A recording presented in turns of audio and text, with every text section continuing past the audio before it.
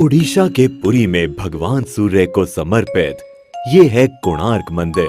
कोणार्क शब्द कोण और अर्क शब्दों से मिलकर बना है। कोण यानी कोना या किनारा और अर्क का अर्थ है सूर्य। इसका मतलब हुआ सूर्य का किनारा। उड़ीसा राज्य में ये इकलौता ऐसा ऐतिहासिक स्मारक है जिसे 1984 में यूनेस्को वर्ल्ड हेरिटेज साइट में शामिल किया गया। मंदिर के गहरे रंग के लिए इसे काला पगोडा भी कहा जाता है। इतिहासकार मानते हैं कि ये मंदिर 750 से भी ज्यादा साल पुराना है, जिसका निर्माण 1250 ईस्वी में गंग वंश के राजा नरसिंह देव प्रथम द्वारा कराया गया था। अबुल फजल ने आईने अकबरी में लिखा है कि राजा नरसिंह देव ने 12 सालों के पूरे राजस्व को मंदिर के निर्माण में ही लगा दिया था।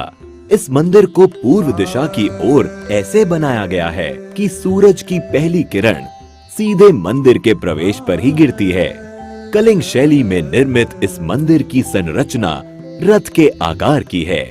इस रथ में कुल 12 जोड़ी पहिए हैं। एक पहिए का डायामीटर लगभग 3 मीटर का है। ये पहिए मंदिर के मुख्य आकर्षण का केंद्र हैं, क्योंकि ये पहिए घड़ी की तरह समय बताने का काम करते हैं।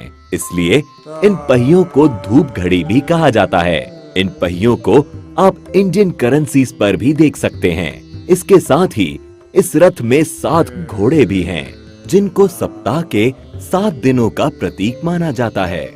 प्रवेश द्वार पर एक और चीज है जो सबका ध्यान आकर्षित करती है, और वो है द्वार के दोनों तरफ बनी ये मूर्तियाँ। इन मूर्तियों में सिंह के नीचे हाथी है और हाथी के नीचे मानव शरीर है।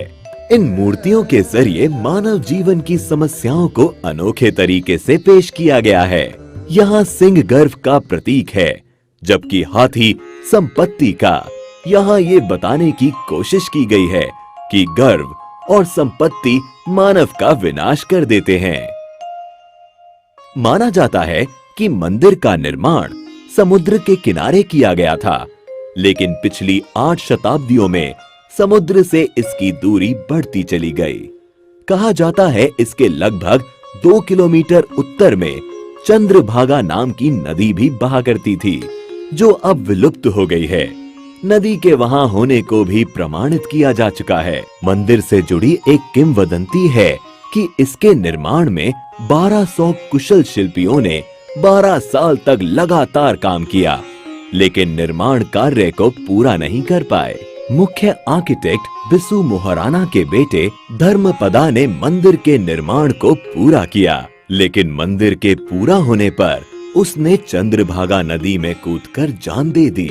कोणार्क मंदिर के बारे में एक रोचक तथ्य है कि मंदिर के पत्थरों को आपस में जोड़ने के लिए लोहे की चादरों और चुंबकों का इस्तेमाल किया गया था। साथ ही मुख्य मंदिर की चोटी में 52 टन चुंबकीय लोहे को भी लगाया गया था। इन विविध चुंबकों के अनोखे समायोजन के कारण से ही मंदिर में भगवान सूर्य की मूर्ति हवा में झूलती थी। बताया जाता है कि पुर्तगाली नाविकों ने इस चुंबक को मंदिर से निकाल लिया, क्योंकि इस चुंबक के कारण नौका चालन में कठिनाई होती थी। इस मंदिर के बारे में रविंद्रनाथ टैगोर ने कहा था, Here the language of stone surpasses the language of man। यहाँ आने के बाद ये कथन एकदम सही लगता है। इतिहास और जबरदस्त नक्काशी के शौकीन पर्यटकों के अलावा यहाँ उनके लिए भी बहुत कुछ है, जो यात्रा में कुछ खास और रोचक की तलाश करते हैं। साथ ही आप चाहें तो यहाँ होने वाले कोणार्क डांस फेस्टिवल का भी लुत्फ दिसंबर के महीने में आकर उठा सकते हैं।